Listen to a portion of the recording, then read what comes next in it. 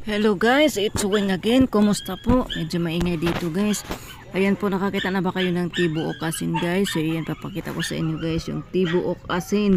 O yung bang ibig sabihin yung tibuok, buo na asin. Ganun, buo na asin.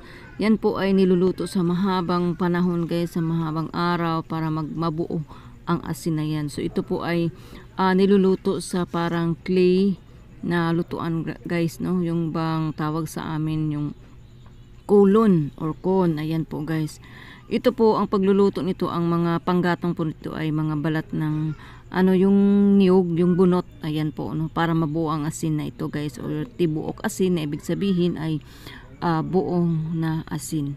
So ayan po ay paano pa ang paggamit nito mga kawing? Yan po ay pang yung gadgaran ng cheese. Yun po, ganyan po siya guys, sa gadgaran ng cheese, at may lumalabas na mga powdered na asin guys. Siyempre ang lasa nito, kakaiba yung lasa niya. Medyo maalat pa rin siya guys, pero pag hinahalo ito sa pagkain tulad ng sapin-sapin, mga soman, so mas maganda ito guys, yung bang pagkain mo tapos bubudburan mo ang either halo-halo, pwede kahit basta budburan mo itong asin. Tibuok na ito ay ang sarap talaga guys.